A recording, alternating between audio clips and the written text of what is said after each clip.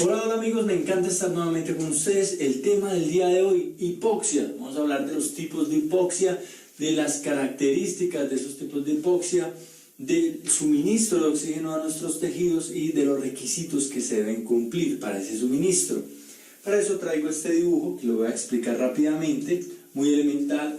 Esto representaría los pulmones y su unidad funcional, el alvéolo, el complejo alvéolo capilar, mi corazoncito con la circulación que lleva sangre con baja oxigenación por medio de la arteria pulmonar y las venas pulmonares que traen nuevamente al corazón la sangre proveniente de los pulmones, sangre con alta oxigenación. La circulación sistémica arterial y la circulación sistémica venosa y los tejidos por acá, que son siempre estas tres células que me acompañan representando los tejidos. Adicionalmente tengo acá al sistema nervioso con sus vías que controlan este aparato de movimiento de la caja torácica para permitir el proceso de ventilación. Acá represento las costillas, los músculos intercostales externos. También estaría el diafragma, también estarían los músculos accesorios de la respiración, en fin, simplemente quiero que tengan en cuenta que esto representa esa maquinaria mecánica que ha dispuesto la naturaleza para que nosotros generemos el proceso de movimiento y permita el ingreso de aire a nuestros pulmones. Entonces, comencemos con las condiciones que se deben cumplir para que el oxígeno que está por acá en el ambiente llegue hasta acá y esté disponible para procesos como la formación de ATP, esa molécula energética mágica que la naturaleza ha desarrollado. Entonces, obviamente, pero vale la pena nombrarlo, el primer requisito que debemos tener para la formación, para la entrega de oxígeno a nuestros tejidos es la disponibilidad de oxígeno alrededor, en nuestro ambiente, en nuestra atmósfera, alrededor. Se dice que a nivel del mar se mantiene una presión atmosférica cercana a 760 milímetros de mercurio y el 21% de esa presión atmosférica es dada por la presión parcial de oxígeno. Recuerden que lo de parcial es porque es la partecita que suma para la presión total. La presión total está dada por la del nitrógeno, la del oxígeno, la del agua, la del CO2, todas esas juntas hacen una presión total de los gases y la del oxígeno solita se llama presión parcial, es la partecita que el oxígeno aporta.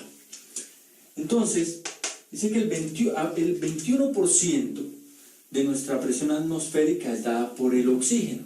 Esta concentración, este porcentaje no se modifica en las grandes alturas o a nivel del mar. Este porcentaje de oxígeno en nuestro ambiente no se modifica. Lo que sí se modifica, ojo con esto, para no confundir porque algunos pacientes se recomienda ir a vivir a nivel del mar por la cuestión del oxígeno y a otros pueden vivir en las alturas, o tal vez porque algunos no pueden viajar a grandes alturas, es porque la presión parcial de oxígeno sí se modifica. Tengan en cuenta que al nivel del mar la presión atmosférica es de 760 milímetros de mercurio. El 21% de esta presión atmosférica sería algo cercano a 160 milímetros de mercurio. Entonces, hay 160 milímetros de mercurio de oxígeno haciendo presión en este momento, en este lugar donde estoy grabando, que estoy a nivel del mar, hay 160 milímetros de mercurio tratando de hacer presión. Pero si yo viajo a un lugar en las alturas, montañoso, pues esta presión atmosférica es la que va a disminuir. Recuerden, este es el 21%.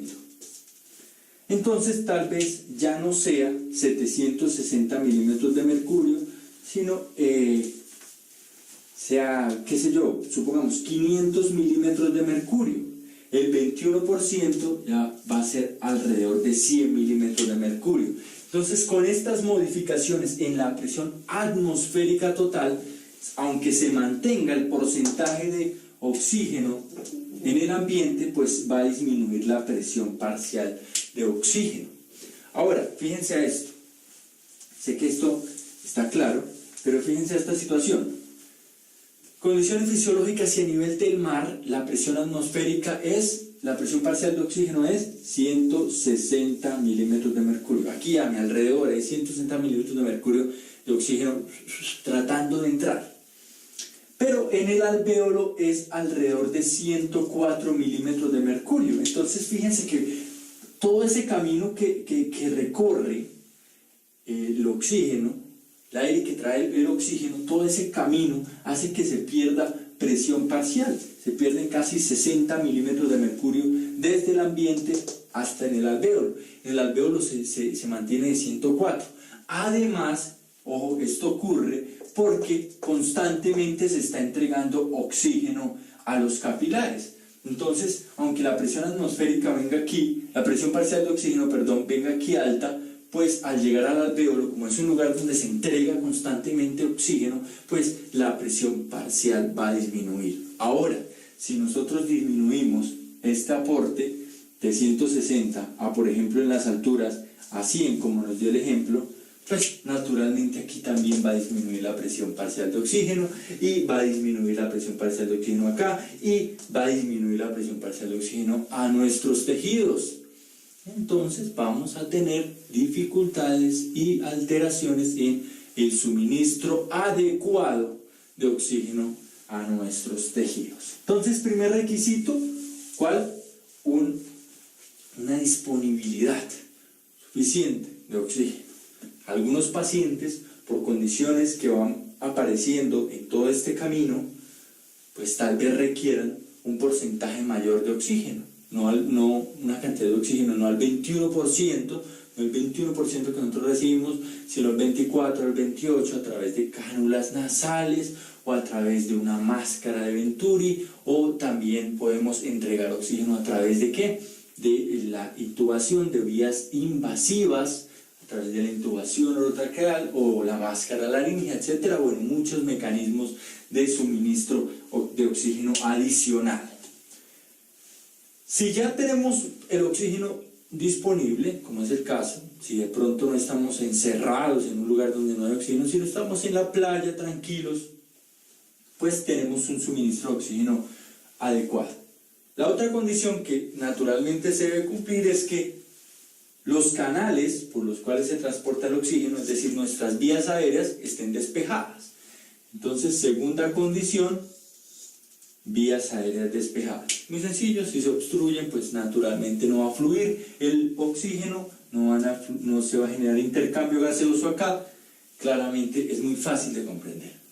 La tercera condición es que este complejo, fíjense, alvéolo capilar, funcione, porque necesitamos que los gases difundan, pasen de acá a acá, pero a través de una pequeña barrera que es un capilar y un alvéolo. Si esa barrera tal vez está muy gruesa, si esa barrera tiene algún componente que la hace mucho más difícil de atravesar, pues probablemente al intentar pasarla, pues no se va a generar este proceso. Entonces, un complejo alvéolo capilar integral que se mantenga, que esté bien, que esté sano, para permitir el intercambio gaseoso. Cosas que se comprometen en los pacientes fumadores, por ejemplo, acá. Entonces ya empezamos a ver problemitas. Pacientes fumadores o los pacientes con neumonías, todo esto, acá se empiezan a generar alteraciones. Supongamos que todo esto está bien, tenemos un buen aire en nuestra atmósfera, una buena concentración de oxígeno, las vías aéreas despejadas y un complejo alvéolo capilar funcional. Pero si nuestra caja torácica no se mueve, pues de nada sirve. De nada sirve porque el aire está estancado, está quieto ahí y no se va a movilizar. Entonces, claramente la siguiente condición en orden debe ser un sistema nervioso, un sistema de regulación de la respiración que esté bien, que esté funcionando, un centro inspiratorio que esté enviando señales, como ya lo vimos en otra clase, el centro inspiratorio, unas vías nerviosas que estén generando estímulos en los músculos de la respiración para que la caja torácica se movilice. Entonces, en cuarto lugar, un aparato neuromuscular sano, funcionante. 4 condiciones, fíjense: ambiente, vías, complejo alvéolo capilar y control neuromotor, para una sola cosa: para que el oxígeno llegue a nuestra sangre, llegue a nuestra circulación, se encuentre acá en nuestro sistema circulatorio. Ahora vamos a agregar otra condición, todas estas 4 simplemente para que llegara acá, pero debemos llevarlo acá. Seguimos en el laberinto. La condición que debemos cumplir es una que no es estricta, pero facilita y permite que el proceso del transporte de oxígeno sea mucho más fácil, y es una adecuada cantidad de hemoglobina. Porque la hemoglobina es el taxi donde el oxígeno que empieza a llegar acá, supongan que como un aeropuerto, entonces se baja del aeropuerto, llega aquí a la calle al frente del aeropuerto y bueno, necesito ir a donde los tejidos, taxi, y se sube a la hemoglobina para que la hemoglobina lo lleve ahí en el eritrocito, se vaya en el taxi hacia los tejidos. Entonces puede modificarse, puede variarse la cantidad de hemoglobina en nuestro organismo, pero si tal vez cae muchísimo la cantidad de hemoglobina, pues se va a comprometer el aporte de oxígeno a nuestros tejidos. Entonces, condición número 5, una buena cantidad de hemoglobina. Condición número 6, venimos viajando por acá, llegamos al corazón, y si este corazón es un corazón bien malo, que no bombea, que no saca sangre, que no tiene un buen volumen de eyección, que está cansadito, dañadito, esas válvulas no funcionan, pues aunque tenga la mejor sangre oxigenada, aunque toda la hemoglobina esté saturada con el oxígeno, pues el corazoncito no la va a mandar hasta los tejidos, se va a demorar muchísimo y los tejidos van a entrar en hambruna de oxígeno. Entonces, condición número 6, un corazón que esté sano, un corazón que esté bombeando sangre, que tenga un buen volumen de eyección, que no tenga ningún tipo de valvulopatía, de insuficiencia que comprometa el aporte, la perfusión de los tejidos. Ahora continuamos con el sistema arterial. Claramente un sistema arterial que no debe estar obstruido, no debe tener ningún trombo, ningún émbolo, porque hacia ese lugar no va a pasar la sangre. Entonces debemos tener un sistema arterial que esté sano, o por lo menos permeable, para que la sangre atraviese y con ella el oxígeno. Entonces, en 7º lugar. Y también en 8º lugar, un sistema venoso que esté funcionando, que nos permita un buen retorno, para que exista un llenado del ventrículo derecho y para que también no se genere ningún tipo de estasis acá de la sangre, que no se estanque la sangre en los capilares o en algún lugar de nuestro organismo debido a alteraciones en el retorno venoso. Fíjense, llega la sangre otra vez al corazón y que este sistema de la arteria pulmonar, los vasos pulmonares esté íntegro, que prácticamente es lo mismo que decimos de la integridad del sistema vascular general. Entonces, los vasos sanguíneos que estén permeables, que sean competentes, que no estén inflamados, que no estén con alguna alteración. Pero ojo, que aunque vamos en el punto número 8, no hemos terminado, porque puede que lleguemos con el oxígeno hasta acá, mire, estamos muy cerquita de los tejidos, estamos aquí, el tejido lo tenemos acá al frente, mire, acá está el oxígeno. Pero puede ocurrir, como lo vamos a ver más adelante, que el tejido sea incapaz de utilizar el oxígeno. A pesar de tener todo esto montado para que el oxígeno llegue hasta los tejidos, puede que lleguemos al tejido y lo entreguemos y resulte que el tejido no tenga manitos para agarrarlo y para utilizarlo.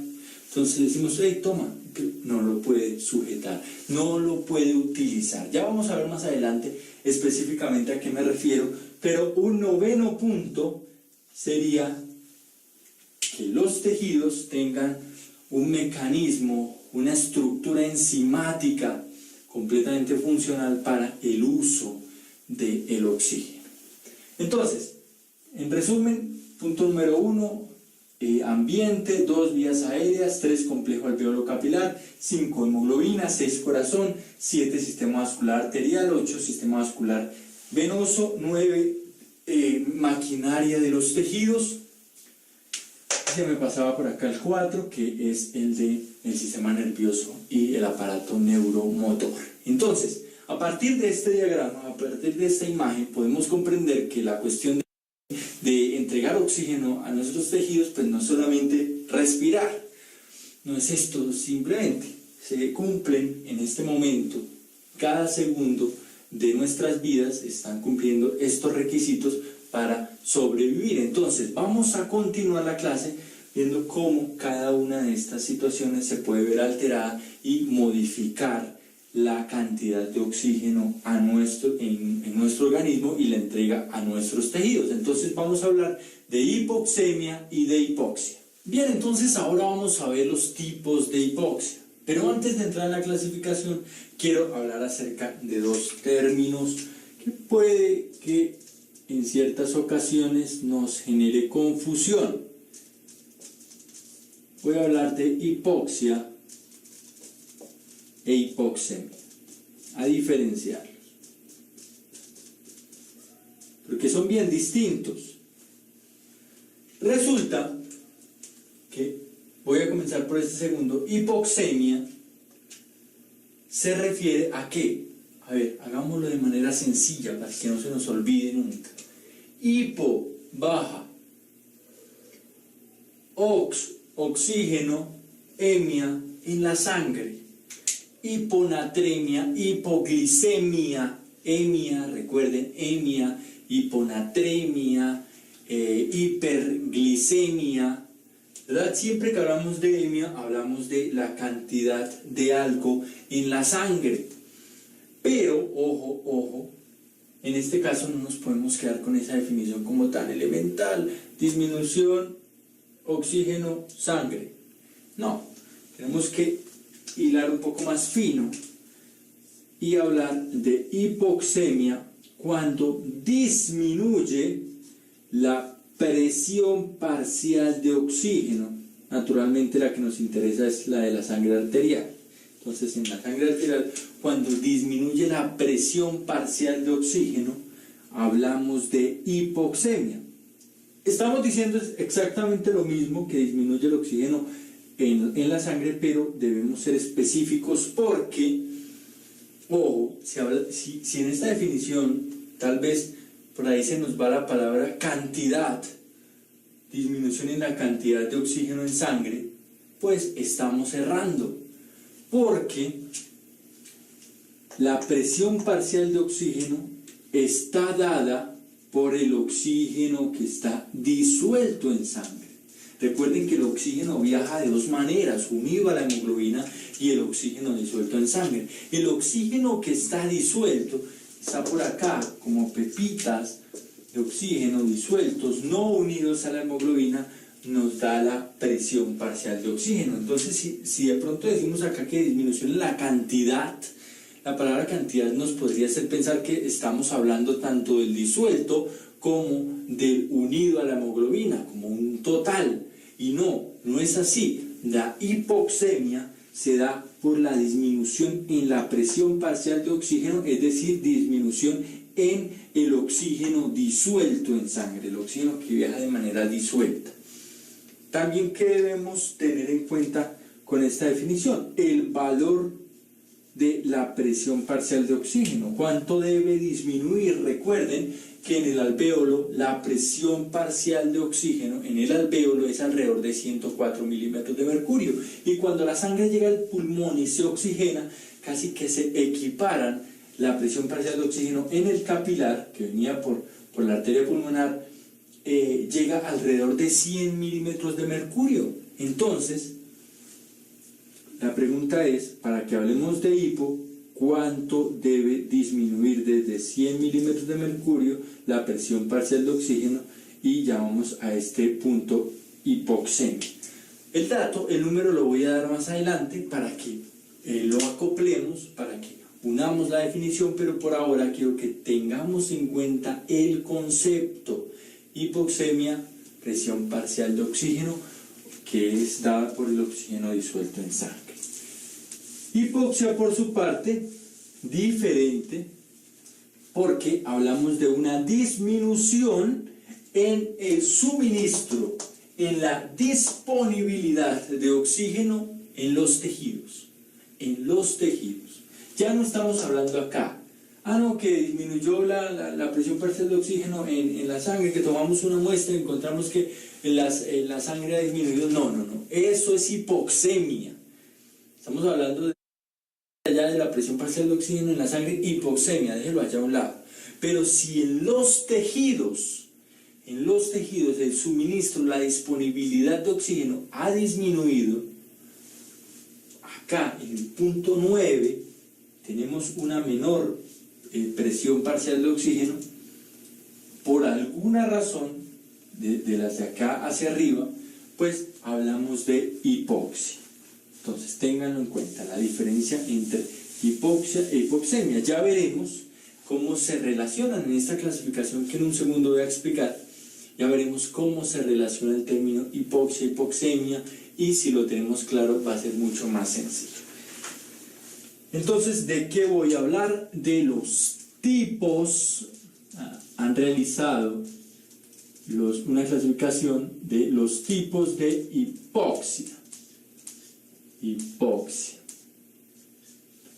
Y el primer tipo que definen es una hipoxia llamada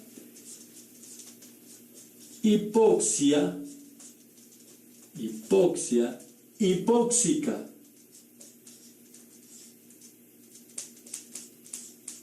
¿Cómo así? Hipóxica. Eso suena como un trabalenguas. Pues no es tan complicado, aunque el nombre en medicina siempre tratamos de buscar uno muy elegante y tal vez un poquito enredado, pero en este caso no es complicado. Hipoxia, hipóxica. Ya sabemos que es hipoxia, que acá en el tejido se está comprometiendo el suministro. Aquí el tejido está hambriento por oxígeno, tiene una deficiencia de oxígeno, hipoxia. Hipóxica nos habla de la razón, es decir, que por algún motivo la cantidad de oxígeno que debe llegar hasta acá, fíjense que toda esta parte, en toda esta parte, pues el oxígeno de alguna u otra manera no ha ingresado a nuestro organismo, de aquí hacia arriba. En la parte 1, pues obviamente está en el ambiente. En la parte 2, ingresó a nuestro organismo, pero no lo podemos utilizar. Tal vez esté en el espacio muerto anatómico, acá entre las vías aéreas. En la parte 3, pues está en el alvéolo, pero tampoco lo estamos utilizando. Estamos esperando que pase al capilar. Entonces, cualquier situación que genere hipoxia de aquí hacia arriba, desde los capilares hacia arriba, pues se va a encontrar dentro de la hipoxia hipóxica.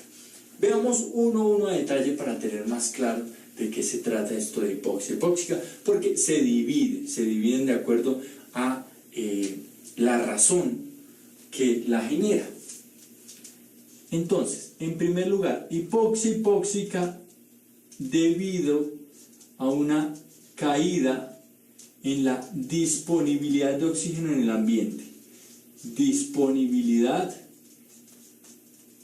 de oxígeno en el ambiente. Muy fácil de entender, sé que para ustedes es muy sencillo de entender. Estoy hablando de este número 1. ¿Recuerdan el número 1 cuando tuve en cuenta que debemos tener un ambiente con la suficiente cantidad de oxígeno y que esto se puede comprometer por varias razones? Por ejemplo, cuando nos quedamos encerrados en un lugar donde no tiene el flujo de aire fresco, entonces seguimos respirando, tal vez por ejemplo un ascensor donde no tenga el ingreso de aire fresco, seguimos respirando hasta que consumimos el oxígeno que estaba en ese lugar, expiramos todo el CO2 y rápidamente la presión parcial de oxígeno en el ambiente va a comenzar a caer.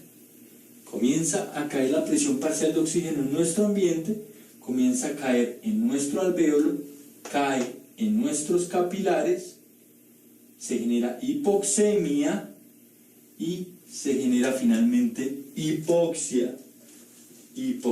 ¿Ven? Un ambiente hipóxico me generó una hipoxia. Ambiente con una baja presión parcial de oxígeno finalmente repercute en mis células también con una presión parcial de oxígeno disminuida. Muy sencillo de entender. Otra causa, tal vez cuando viajamos a lugares muy altos, muy elevados en la tierra, montañas, en estas, recuerden, no se modifica el porcentaje de oxígeno en nuestro ambiente. No, ese no es el que se modifica, sigue siendo alrededor del 20 al 21%. Lo que se modifica es la presión parcial de oxígeno. Como un todo, la presión atmosférica al nivel del mar es de 760 milímetros de mercurio. Y de ese todo, un pedacito, el 21% de esa torta es la presión parcial de oxígeno, es decir, alrededor de 160 milímetros de mercurio en nuestra atmósfera a nivel del mar. Pero si viajamos a un lugar muy alto, donde la presión parcial de oxígeno ya no es de 760, sino es de 500, entonces, igualmente el 21% es oxígeno, pero ya no es 160, sino alrededor de 100 milímetros de mercurio. Entonces fíjense cómo naturalmente la caída en la presión total repercute en la caída de la presión parcial de la porción de presión que da el oxígeno. Entonces cae la presión afuera, cae acá, hipoxia. Muy sencillo, muy fácil de comprender. Tal vez las personas que se encuentran en lugares donde se produce un incendio, el humo disminuye la presión parcial de oxígeno. En fin, miles de causas por las cuales puede disminuir nuestra presión parcial de oxígeno en el ambiente y comprometer la cantidad que llega hasta acá. Recuerden que estamos hablando en hipoxia hipóxica de las causas de acá hacia arriba. Como es tan sencillo, quiero complicarles un poquito más el asunto, para que no nos quede tampoco tan elemental esto. Y voy a hablar de 4 parámetros. Cada vez que hable de uno de los subtipos de hipoxia hipóxica, voy a medir 4 parámetros. Voy a establecer el comportamiento de 4 parámetros. ¿Cuáles son esos 4 parámetros? La presión parcial de oxígeno, PO2, en el alvéolo, esta A mayúscula se refiere al alvéolo. La presión parcial de oxígeno arterial, la A minúscula. La presión parcial de oxígeno, la presión parcial de CO2 y un último valor para determinar en estos pacientes es la relación entre la presión parcial de oxígeno en el alvéolo y la presión parcial de oxígeno en la parte arterial. Es decir, la diferencia entre la PA mayúscula O2 menos la PA minúscula O2. ¿Por qué? Bueno, ¿por qué saber esta? Porque esta nos indica de alguna u otra manera cómo sería la presión en el ambiente y pues nos indica en la unidad funcional cuánta presión de oxígeno está llegando. Esta naturalmente porque nos define la hipoxemia, la presión de CO2 porque nos dice, bueno, logro eliminar mi basura, mi gas basura, que es el CO2, ese desecho de gas que necesito eliminar, y esta relación, porque de alguna manera esta relación entre la presión en el alvéolo menos la presión en la arteria, en los vasos, acá, pues me dice cómo está el proceso de intercambio, me mide de alguna manera el proceso de intercambio. Si hay un intercambio efectivo, pues esta diferencia no debe ser muy grande. Me explico. Si acá hay una presión parcial de oxígeno en el alvéolo de 100 milímetros de mercurio y acá en la sangre arterial de 95 milímetros de mercurio, la diferencia sería simplemente de 5. Es decir, puedo suponer que este complejo alvéolo capilar está funcionando bien y está permitiendo el intercambio de gases. Al permitir el intercambio de gases, pues la mayoría del oxígeno que llega acá puede difundir de manera sencilla. Pero si por el contrario tengo una presión parcial de oxígeno de 100 acá y en la parte arterial tengo una de 50, pues la diferencia se me hace mucho más grande, sería 50, y pues digo, ¿cómo así? O sea, el paciente le estoy administrando oxígeno. El paciente no tiene ninguna obstrucción de las vías aéreas ni nada. Y supongo que tiene una presión alveolar de oxígeno de 100 milímetros de mercurio. Le estoy administrando una buena cantidad de oxígeno. Pero le tomo una muestra y le encuentro una presión arterial, una presión parcial de oxígeno en sangre arterial de 50. Entonces, algo está pasando aquí, en esta membrana, en este capilar, que me impide el paso. Entonces nos sirve para medir el funcionamiento de este lugar. Para eso voy a utilizar esta diferencia. Se dice que alrededor de, como máximo, se puede tener alrededor de 5 a 10 milímetros de mercurio una diferencia. Es decir, que acá puede ser 100 y aquí puede ser 90 y mantenemos entre un rango normal.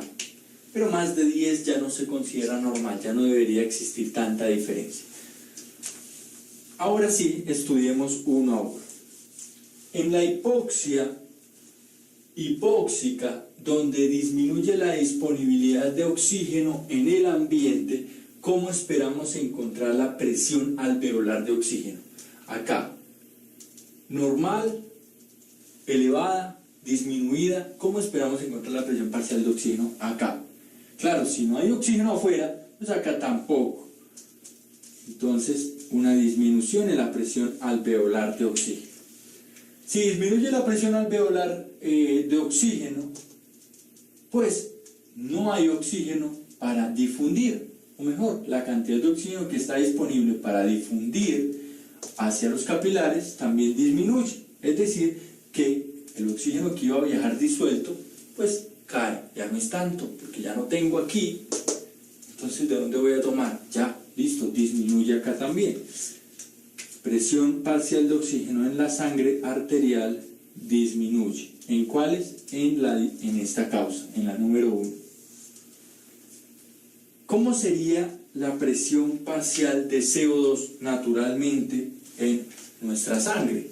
La presión parcial de CO2 en el ambiente no nos interesa. De hecho, en el alvéolo tampoco nos interesa mucho porque en el alvéolo se mantiene constantemente, el alvéolo constantemente está barriendo CO2, tal que la cantidad de CO2 en el ambiente es muy baja y la presión parcial en el alvéolo de CO2 es de 40 milímetros de mercurio a nivel del mar. Entonces no nos interesa mucho este dato, sino la presión parcial de CO2 acá, en nuestra sangre, en nuestra circulación. ¿Qué creen que ocurre con la presión parcial? Al estar por ejemplo, qué sé yo, llegando a la punta del Everest, sabemos que esta disminuyó, esta también, ¿y qué pasa con el CO2? ¿Qué dicen ustedes? ¿Aumenta? ¿Disminuye? ¿Normal? Bueno, como yo sé que están pensando que efectivamente la presión parcial de CO2 en nuestra circulación disminuye. ¿Cómo? ¿Cómo así que disminuye? ¿Por qué? Fíjense que el paciente que se expone a un ambiente hipóxico desarrolla hipoxemia y recuerden, ya lo vimos en la clase de regulación de la respiración, tenemos unos quimiorreceptores periféricos muy atentos a la presión parcial de oxígeno, a las modificaciones en la presión parcial de oxígeno. Entonces, cuando disminuye mucho nuestra presión parcial de oxígeno, estos quimiorreceptores activa el centro respiratorio dorsal y comienza a generar un estímulo respiratorio que aumenta la frecuencia y aumenta la intensidad. Entonces, esto se traduce en que el paciente comienza a hiperventilar para tratar de suplir esas deficiencias de oxígeno. Entonces, más rápido, comienza a respirar más profundamente. Con esto aumenta la cantidad de oxígeno que lleva hacia el alvéolo, pero también barre el CO2 que está llegando acá. Entonces comienza a eliminar mucho más CO2, tal que disminuye la presión parcial de CO2. Espero haber sido claro con esa idea. Hiperventila, barre CO2. Esa es una idea que debemos tener clara. El paciente está hiperventilando, está barriendo CO2, está eliminando. Sea cual sea la causa de la hiperventilación, está eliminando CO2 porque con cada exhalación tiene que salir algo y sale CO2. La diferencia entre la presión alveolar de oxígeno y la presión arterial o la presión parcial de oxígeno en la arteria es mayor, es una gran diferencia, es una diferencia pequeña, es una diferencia normal entre 5 y 10. ¿Qué creen? Pues es una diferencia normal. Normal, ¿por qué? Porque tenemos una presión en el alvéolo baja, pues acá también tenemos una presión baja en la parte capilar. Supongan que en el alvéolo tenemos una presión de 55 milímetros de mercurio y pues en la sangre pasa casi prácticamente toda la cantidad de oxígeno. Entonces tenemos una de alrededor de, qué sé yo, 54. Entonces la diferencia es de 1. Normal, no es mayor a 10, entonces se mantiene dentro de las normales. Porque el problema no era con este aparato de intercambio, sino el problema es afuera, el ambiente hipóxico. Un último punto que voy a tocar con estas causas es la respuesta al oxígeno. ¿Qué creen? Si administramos oxígeno a estos pacientes, ¿el asunto va a mejorar o no va a mejorar? Muy sencillo, claro que sí, va a mejorar. Por eso los escaladores llevan su tanquecito de oxígeno, porque ese oxígeno suplementario lo que hace es tratar de normalizar la presión parcial de oxígeno aquí afuerita de su nariz y de su boca, lo cual también va a tratar de mejorar la presión parcial de oxígeno en el alvéolo, normalizando la presión en el alvéolo, normalizando la presión en la sangre arterial, también quitando el estímulo respiratorio de hiperventilación. Entonces el CO2 también se va a normalizar y la relación no estaba comprometida, entonces va a seguir funcionando bien. Entonces, respuesta al oxígeno muy buena, muy buena. Vamos a ver que hay situaciones en las cuales no es así, y a pesar de tener el oxígeno puede que no estemos ayudando mucho al paciente. Entonces, respuesta al oxígeno en esta situación en la cual se genera hipoxia hipóxica por disminución en la disponibilidad de oxígeno en el ambiente, buena, ténganlo en cuenta. Así vamos a estudiar las otras causas de hipoxia hipóxica para que nos quede mucho más claro. Jugamos con los valores, jugamos con los gases arteriales. Cuando los recibimos, los gases de un paciente, pues los analizamos de manera integral. Bien, con la dinámica mucho más clara acerca de cómo vamos a abordar esta parte, revisemos entonces la causa número 2 en este lugar, la clasificación de hipoxia hipóxica. La causa número 2. Aquí vamos a encontrar hipoxia hipóxica por disminución de la ventilación. O también podemos decirlo hipoventilación. Disminución de la ventilación. ¿Qué es lo que ocurre? ¿A qué situación me refiero?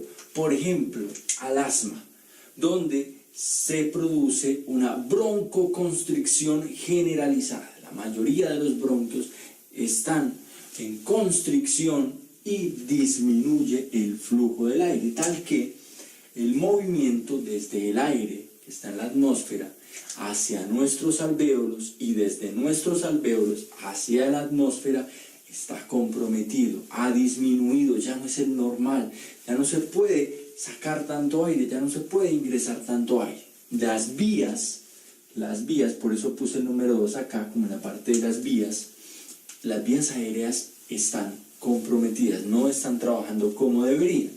También podemos tener en este caso, por ejemplo, el cuerpo extraño en vía aérea, una broncoobstrucción por algún objeto, lo que sea, que dificulte el ingreso de aire, la movilización. Fíjense que todo esto se trata de la ventilación. O también podemos tener en cuenta en este lugar la enfermedad pulmonar obstructiva crónica. Como su nombre le indica, hay una obstrucción, pero la diferencia es que es por un periodo prolongado de tiempo. Entonces, esta enfermedad obstructiva crónica, enfermedad pulmonar obstructiva crónica, la voy a ver al final a detalle con esta respuesta al oxígeno, porque tiene una particularidad, pero por ahora vamos a pensar en el paciente asmático, el paciente que tiene broncoobstrucción generalizada o aquel que tiene un cuerpo extraño en la vía aérea y su ventilación está comprometida. Entonces, los parámetros con los que vamos a jugar: la presión parcial de oxígeno en el alvéolo. ¿Cómo creen que está la presión parcial de oxígeno en el alvéolo si no llega oxígeno? Si el oxígeno no puede ingresar, entra con mucha dificultad, claramente disminuida. Si no tenemos ningún problema en nuestro alvéolo ni en el capilar, ¿cómo va a ser la presión parcial de oxígeno en la sangre arterial? Si no hay dificultades para la movilización, pero acá en el alvéolo la presión parcial de oxígeno es baja, pues como un espejo se va a encontrar la presión parcial de oxígeno en la sangre arterial disminuida, tal que supongan que la presión parcial de oxígeno en el alvéolo pasó de 104 milímetros de mercurio a 70 milímetros de mercurio. En la sangre arterial esperamos encontrar alrededor de 70 también la presión parcial de oxígeno. Recuerden que ocurren procesos que disminuyen, como la mezcla de sangre venosa, disminuyen la presión parcial de oxígeno en la sangre arterial, pero alrededor de 70, es decir, similar a la que teníamos en el alvéolo, la cual ya era baja. Entonces la relación de la presión parcial de oxígeno en el alvéolo con la arterial no va a ser tan grande, de hecho va a ser normal, porque no tenemos problemas para el intercambio gaseoso. Entonces esta relación entre el oxígeno en el alvéolo y el oxígeno en la sangre arterial va a ser normal. ¿Qué ocurre con el CO2? El CO2 en nuestra sangre, ¿qué ocurre con la presión parcial de dióxido de carbono? ¿Qué ocurre? Resulta, fíjense a esto, que la presión parcial de dióxido de carbono aumenta. Y en parte puedo decir que afortunadamente aumenta, porque este incremento en principio genera estímulos a nivel central en nuestros quimiorreceptores centrales para comenzar a hiperventilar, es decir, para tratar de resolver un poco este movimiento, este intercambio, aumentando un poco la intensidad de nuestras respiraciones y la frecuencia, tratando de corregir. Recuerdan que vimos en la regulación de la respiración que el CO2 ingresa al sistema nervioso, difunde fácilmente a través de la barrera hematoencefálica y que se une al agua a través de la anhidrasa carbónica, forma ácido carbónico, el cual se divide en bicarbonato y protones, y que estos protones son los que generan estímulos muy potentes en los en los quimiorreceptores, que luego viajan los estímulos al centro respiratorio dorsal. Recuerden eso, si no les recomiendo revisar el video de regulación de la respiración. Pero lo importante en este momento es que la presión parcial de CO2 en sangre aumenta, permitiendo primero el estímulo para la hiperventilación y pues posteriormente ya no se hace tan favorable, porque si crónicamente mantenemos una presión de CO2 elevada, pues el organismo comienza a tener deficiencias marcadas en su funcionamiento. ¿Por qué? Resulta que si en este lugar, fíjense, en la sangre venosa ya no viene la presión parcial de CO2 en 46, que es en lo que generalmente viene, sino viene en 50, pues el alvéolo ya no va a tener una presión parcial de CO2 de 40, que es lo que normalmente tiene, sino va a tener una de 50. Pudiese disminuir estos 50 si la ventilación fuera eficaz, pero como la ventilación no lo es, entonces adopta estos 50, tal que ya la sangre que pasa por acá ya lleva 50 milímetros de mercurio de presión en el dióxido de carbono, y va y da la vuelta por el organismo y recoge más dióxido de carbono. Entonces ya llega acá con una presión, supongan, de 55. Como acá está comprometida la ventilación, pues adopta nuevamente 55. Entonces, como se pueden dar cuenta, progresivamente el nivel de dióxido de carbono va a incrementar. Claro que sí, tiene un movimiento progresivo debido al compromiso en la ventilación, al que naturalmente los niveles de CO2 van a aumentar, cosa que en un principio es muy favorable, pero después ya no lo es tanto. ¿Cómo es la respuesta al oxígeno? Si administramos oxígeno a estos pacientes, ¿qué tal es la respuesta? Si nos sirve, no nos sirve, pues solamente analicemos un poco el gráfico. Resulta que si tenemos una mayor cantidad de oxígeno acá, fuera de la nariz, afuera de la boca, disponible para el paciente, aún con ese flujo, con ese poco flujo que tiene el paciente, pues si la presión parcial de oxígeno aumenta afuera, ya no es de 160, sino por ejemplo es de 200 o de 300 milímetros de mercurio, pues naturalmente en el alvéolo también va a incrementar. Tal vez no tanto, claro, no tanto como ocurriría si las vías aéreas estuvieran despejadas, pero de hecho va a aumentar. Entonces, administrar a un paciente como estos, pues claro que sí, una respuesta buena, motivo por el cual a los pacientes que llegan con crisis asmáticas, pues se les administra el oxígeno, porque sabemos que va a ser eficaz, va a servir, a ser de ayuda al paciente la administración de ese oxígeno para tratar de aumentar la presión parcial de oxígeno en el alvéolo. Y ya que no tenemos ningún problema en el complejo alvéolo capilar, pues esperamos que su movimiento hacia la sangre pues sea el mejor.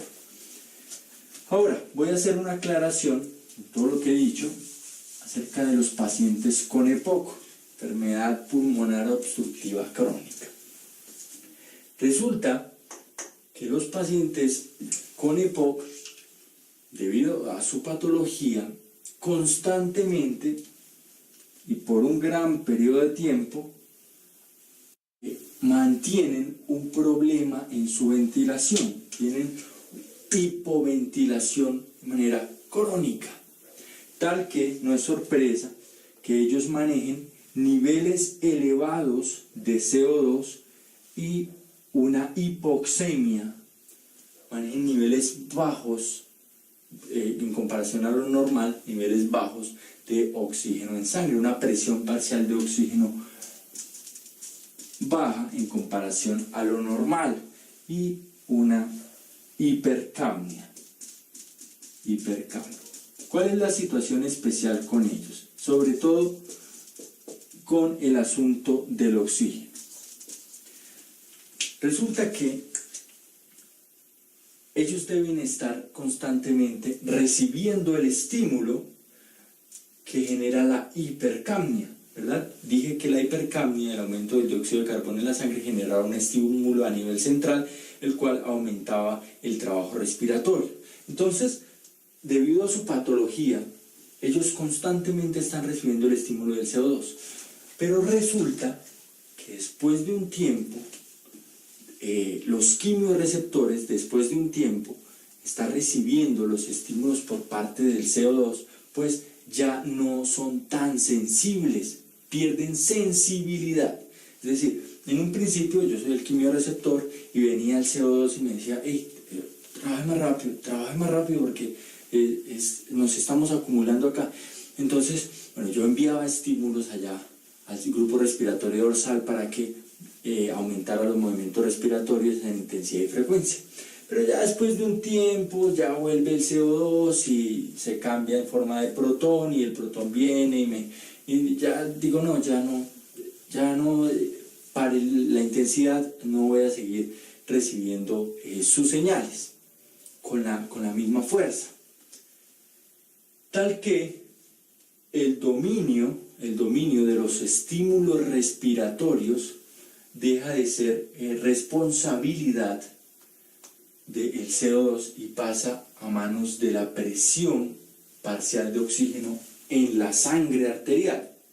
Entonces fíjense que cambiamos de quimiorreceptor, porque si recuerdan en la clase, la presión de CO2 influía principalmente sobre los quimiorreceptores centrales, pero la presión parcial de oxígeno en la sangre arterial estimula principalmente los quimiorreceptores periféricos, los cuerpos carotídeos, los cuerpos aórticos. Entonces cambia el estímulo. Ahora, después de un tiempo, el paciente con EPOC ya no responde mucho a las modificaciones de CO2, sino responde a las modificaciones en la presión parcial de oxígeno. Y como ellos mantienen una presión parcial de oxígeno usualmente más baja de lo normal, pues constantemente también están los quimiorreceptores periféricos enviando señales al grupo respiratorio. Están ahí pendientes, soy ahora un quimiorreceptor periférico. Están pendientes, disminuyó el oxígeno, bien, que este muchacho se ponga a respirar un poquito más rápido porque está bajando el oxígeno, otra vez, envía estímulos, constantemente están muy pendientes. ¿Quiénes? Los periféricos, los de la presión parcial de oxígeno. El punto aquí, quiero que lo tengamos en mente, es que si nosotros administramos oxígeno, aumentamos la cantidad, el porcentaje de oxígeno disponible aquí en el ambiente, afuera, pues vamos a incrementar la presión parcial de oxígeno en el alvéolo, vamos a incrementar la presión parcial de oxígeno en la sangre arterial y de alguna manera vamos a inhibir en parte el estímulo que estaban recibiendo los quimiorreceptores. Los quimiorreceptores ya van a decir, bueno, ya el paciente, esta persona, ya no está en hipoxemia, entonces pues ya no voy a enviar tantos estímulos como lo hacía antes. Esta es la razón por la cual algunos especialistas tienen cuidado en la administración de oxígeno en un porcentaje elevado, aumentar mucho la FiO2 del paciente, porque puede inhibir el estímulo que tienen los quimiorreceptores periféricos. Entonces hay que ser muy detallista con estos pacientes que constantemente mantienen unos niveles bajos de oxígeno, el paciente con EPOC. Esa es la información que quería darles acerca de la segunda causa, la hipoventilación. Ahora vamos a continuar con la tercera causa, hipoxia hipóxica. En tercer lugar, dentro de las causas de hipoxia hipóxica, vamos a ver el compromiso neuromuscular. Pacientes con compromiso neuromuscular. Fíjense que hablamos en primer lugar en una disminución de la disponibilidad de oxígeno en el ambiente. En segundo lugar, hipoventilación por alteración en la vía aérea, por alguna particularidad en la vía aérea. Y en tercer lugar dijimos que era el complejo alvéolo capilar, tal que lo voy a cambiar en este momento. Voy a pasar en tercer lugar este y en cuarto lugar este. para que hablemos algo muy sencillo, que son las alteraciones neuromusculares. Recuerden el dominio del sistema nervioso central sobre la respiración, que teníamos un control involuntario, un control voluntario, la influencia de las emociones, todo esto ya lo vimos en la clase de regulación de la respiración, y que a través de ciertas vías nerviosas llegaban los estímulos a los músculos de la caja torácica, al diafragma y a los músculos accesorios de la respiración. Si alguna situación patológica se presenta en todo este circuito, pues se genera una hipoxia, se genera una disminución en la ventilación, ojo, en la ventilación, pero no igual a la causa número 2, porque en esta puede que las vías aéreas estén permeables, pero si no hay esa movilización, si no distendemos los pulmones, si disminuye, si se compromete la compliance, esa distensibilidad de los pulmones absolutamente necesaria para el ingreso de aire y su posterior salida, pues claramente la ventilación va a disminuir. Entonces, compromiso neuromuscular, enfermedades desmielinizantes, o el Guillain-Barré, o depresión respiratoria. Muchas entidades nos pueden generar este compromiso neuromuscular, tal que la presión parcial de oxígeno en el alvéolo, pues a pesar de tener mucho oxígeno, podemos tener una gran cantidad de oxígeno en el ambiente, pero no lo podemos llevar a nuestro pulmón. La presión parcial de oxígeno en el alvéolo disminuye. Y naturalmente la presión parcial de oxígeno en la sangre arterial también va a disminuir. ¿Qué ocurre con la relación presión parcial de oxígeno alvéolo capilar? Se va a mantener normal, ya que el problema no es acá en el proceso de intercambio, sino en el cómo llevar mecánicamente el aire hasta nuestros pulmones. La presión parcial de CO2 en nuestro organismo, no estamos ventilando correctamente. Recuerdan, cuando no ventilamos, el CO2 se empieza a acumular acá, no podemos barrerlo. El CO2 va a aumentar. ¿Cómo es la respuesta al oxígeno? Pues fíjense, a menos que el paciente no esté movilizando sus músculos de la respiración, su caja torácica, no esté descendiendo en nada, esté absolutamente paralizado, a menos que el paciente esté paralizado, pues la respuesta al oxígeno es buena. ¿Por qué? Naturalmente, si el paciente está paralizado, ni mueve, ni saca, ni ingresa aire, entonces esto no va a funcionar ponerle oxígeno. Pero si el paciente tiene un mínimo movimiento, pues que ese pequeño movimiento ingrese una cantidad de aire rica en oxígeno, pues va a ayudar a incrementar la presión parcial de oxígeno en el alvéolo. Si me van a entregar una cantidad de oxígeno al 21%, como es en la atmósfera, pues si yo le aumento un poquito, tal vez al 30, al 40 o al 50%, pues esa pequeña bocada de aire que toma el paciente, pues va a tener una mayor concentración de oxígeno, y el alvéolo va a estar muy agradecido de recibir en ese poco aire mayor cantidad de oxígeno que pueda difundir. Entonces, en primer lugar, pues la respuesta al oxígeno sí es buena. Tal vez no pueda resolver la situación. Si el paciente tiene una depresión respiratoria, si el Guillain-Barré ya compromete demasiado los movimientos de la respiración, pues lo que les digo, si ya tiende es a la parada respiratoria, pues ya no va a funcionar. Pero el paciente que todavía moviliza, aunque con mucho esfuerzo, sus músculos de la respiración, tiene una aceptable respuesta al oxígeno. Entonces, muy sencillo, el compromiso neuromuscular es un paciente con hipoventilación, disminuyen sus parámetros de oxígeno tanto en el alvéolo como en la sangre, incrementando su CO2, que recuerden va a generar estímulos de hiperventilación, aunque esos estímulos viajan por acá, así que no ayudan de mucho. Y la respuesta del oxígeno, si el paciente todavía mantiene un trabajo respiratorio, es aceptable.